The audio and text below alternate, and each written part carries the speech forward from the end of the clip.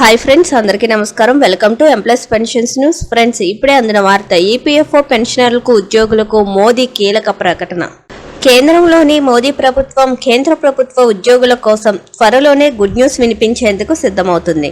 ఇందులో భాగంగా ఇప్పటికే 8వ పే కమిషన్ ఏర్పాటు చేసేందుకు సిద్ధమవుతూ ఉండగా త్వరలోనే జూలై నెలలో డిఏ కేంద్ర ప్రభుత్వ ఉద్యోగులకు ప్రకటించేందుకు సిద్ధమవుతున్నట్లు వార్తలు వస్తున్నాయి.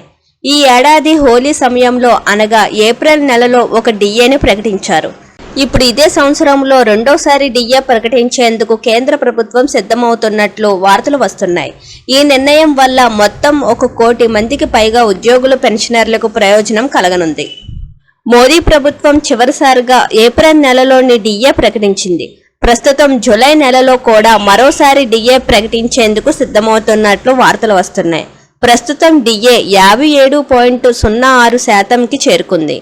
ఏఐసిపిఐఐడబ్ల్యూ సంఖ్య ఏప్రిల్, మే, జూన్ 2025లో డేటా స్థిరంగా ఉండడం లేదా కొద్దిగా పెరిగితే ఈ సగటు 57.86%కి పెరగచ్చు.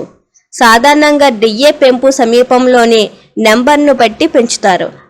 అంటే సగటు 57.50% కంటే ఎక్కువగా ఉంటే డిఏ 58% పెరగవచ్చు.